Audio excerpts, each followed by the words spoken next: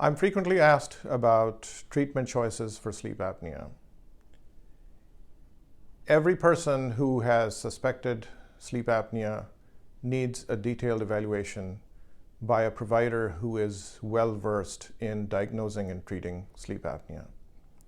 That means having the appropriate test, the appropriate evaluation of their physique, their nose and throat, their weight, their BMI, and so on. So identifying the correct treatment option depends on the particular patient and their needs and what they can tolerate or not. So once a good evaluation has been completed, then questions may arise about where to go next. If there is a nose and throat problem that is surgically correctable, and correctable in a sense that that is a permanent solution. I'll give you an example. Some people have some growths inside their nose, commonly termed polyps. If there is a physical obstruction in the nose and throat that can be surgically corrected, they need to go see their nose and throat doctor and get that corrected. When I say nose and throat, I also mean tonsils, which in most adults shrink in size and cannot be seen, but some adults still have them. So if someone diagnoses an individual with sleep apnea and never looks in their throat, then there's a problem with it, because if they have enlarged tonsils and they're not removed, then you're trying to force air with other kinds of treatment into the nose and throat without removing a physical obstruction to that flow of air. So that is an important part of the evaluation and an important part of the treatment options that are there. Once the nose and throat are felt to be clear, and possibly it happens quite often that people have trouble with their nose and throat, but it's not really fixable in a practical way. The other issue to look at is body weight, habitus, which means how you sit, stand, or lay down, what kind of a body physique you have, including the girth or the size of a person's neck.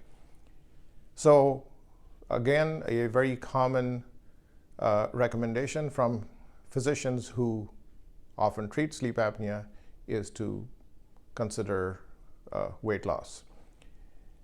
Now, the weight loss issues are very often discussed between doctors and their patients, but like everybody else, everybody knows, this is an issue that is ongoing, that takes a long time to address, and there needs to be oftentimes a definitive, immediate answer to the problem of sleep apnea.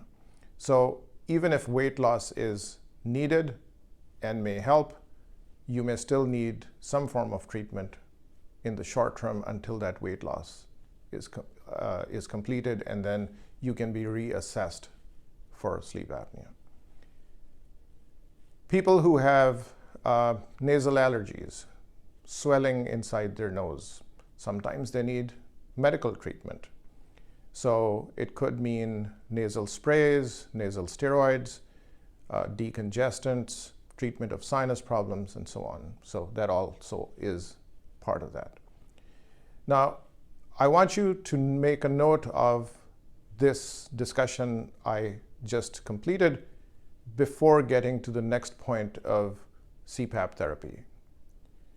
Very often, people make a connection between I have sleep apnea, I need a Cpap machine, or I have sleep apnea, I don't want to use a Cpap machine. Tell me something else. So there's a sequence in how this whole problem of sleep apnea needs to be approached. Proper initial evaluation and consideration to all kinds of possible treatments. So now we come to the issue of Cpap machines. Now, most of you probably know that the word when we say CPAP, it stands for CPAP, continuous positive airway pressure, meaning that we're going to blow air into the nose and throat with a machine to keep the nose and throat open while the person is sleeping. So these CPAP machines, sometimes people also talk about BiPAP or bi-level machines. So pretty much the concept is the same. There's different kinds of these machines. The point is to use a machine with a mask to blow air into the nose and throat and keep the air passages open. That still is, at the present time, the gold standard treatment. Most people who have obstructive sleep apnea benefit from these machines if they receive adequate help from their provider in choosing the right kind of mask for the machine, how comfortable they are with being able to put on a mask, ignore the presence of the mask on their face, and just sleep. The sooner somebody can adapt to it, the better they do. There are some people who are very, very sensitive to having anything on their face, or they just completely refuse, for a variety of reasons, to use a CPAP machine. And there are certain situations when a CPAP machine is just not the right option. So where do you go after that? The next option is a mandibular advancement device, also called, in short, MAD, also called oral appliance. And these devices bring the chin forward while the person is sleeping. They're placed in the mouth. They look like kind of like dentures, or they come in kind of different designs, different materials. There are a whole variety of manufacturers. Some come ready-made, some are customized. The ready-made over-the-counter options don't work very well, as you might guess. Most dental sleep medicine providers or dentists who are specializing in sleep medicine, they customize these devices to the patient. They adjust them for comfort. And then the patient needs to be retested for the presence of sleep apnea with the device in their mouth to see if it is adequately treating the sleep apnea. So that is one option. What about after that? There is a common, very frequent question about implantable devices. There's a device on the market that's been FDA approved for several years. It requires implanting an electrode into the muscle of the tongue to stimulate the muscle while the person is sleeping. It's controlled by a computerized device. The purpose is to stimulate the tongue muscle with a very small amount of electrical current while the person is sleeping to cause the tongue muscle to shrink in size, become smaller as it's stimulated by the electrical current, and thus increasing the amount of space in the back of a person's throat. So many people don't realize that the tongue muscle is a huge muscle, much bigger than what you see when somebody sticks their tongue out. So that is a practical treatment. It is not universally available. It is very expensive, and much more expensive than either a CPAP machine or an oral appliance. There is a strong push by certain people to use these more often. And so there's many pros and cons, but that is also a form of treatment that is out there. And then there are completely non-invasive, very benign looking treatments that are also approved by the FDA for treatment of sleep apnea. One of these consists of these stickers that you put on your nostrils that seem to close off your nostrils. But in fact, they don't. They have tiny holes in them, allowing air to pass naturally and normally through the nose while you're breathing in, but creating a little resistance to the back flow of air as you breathe out through the nostrils, and thus creating a back pressure inside the nose and throat, which opens up the air passages a little. These are available by prescription, and the problem with these is it is very hard to determine how effective this treatment is in a particular patient.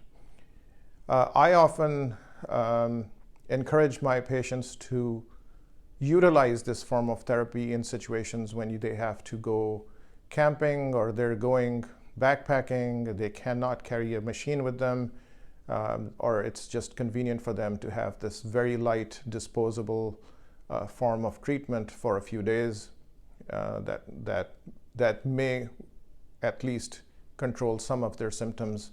But what we don't know in every situation is how effectively it is treating them. There are other over-the-counter treatments that are often used by sleep medicine specialists that you can Google them or find them on Amazon, little clips that will help open up your nostrils a little bit. They can help somewhat with snoring. There's a lot of variation in how they're designed and their cost and whether they work or not, and it is difficult to assess how effective they are. People sometimes use these when somebody's sleep apnea is very, very mild, or they mostly have sleep apnea when they're lying on their back but not on their side, certain situations. So this whole long discussion, what this all means is you have to be able to consider a variety of options for the treatment of sleep apnea, but first go through a thoughtful evaluation of what is wrong, how bad it is, what are the consequences of not addressing it, how important is it to treat it the right way, and then what exactly is the right way. Also, in this long discussion, I did not mention any kind of surgical options that involve surgery of the palate or the jaw, for two reasons. One, surgery of the palate, either with lasers or with implanting certain kinds of beads in the palate or cutting off part of the palate. They were used many years ago. We find them to be inconvenient, painful. They have long-term side effects in terms of discomfort and pain, and they do not seem to be very effective. So there are, when there are non-invasive and more convenient and easier options available for treatment, these surgical options have gone completely into the background. And then there is the issue of surgery of the jaw to help the jaw move forward. And that is major surgery that is not universally available. It requires a very specialized surgical approach. Obviously, think of cutting off part of the bone or part of the joint of the jaw to move it forward so that it creates more space in the back of the throat. It is a much more invasive, expensive option. It may be worthwhile for some people, particularly those who have major physical bony structure abnormalities. So, some people have facial features that require such surgery, and they have to go to specialized centers where this kind of surgery is performed. Much more curative, much more definitive would be a much more complicated form of surgery that would open up the bones in your nose, throat, face, and jaw, increase the space inside your nose and throat, so that air flows smoothly in and out while you're sleeping and while you're awake. And of course, that is extremely invasive, not really recommended, not performed in a general sense.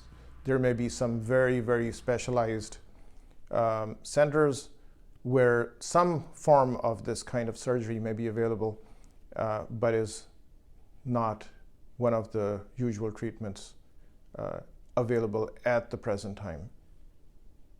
Future options are developing constantly, newer machines, smaller and better masks, better oral appliances.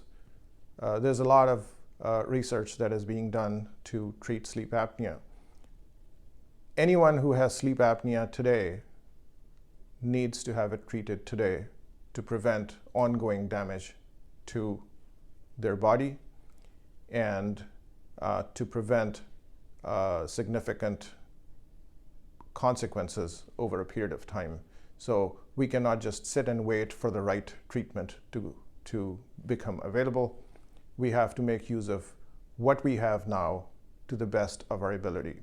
And that requires working closely, as I began saying in the first place, with a provider who is well-versed in diagnosing, evaluating, and treating sleep apnea-related conditions.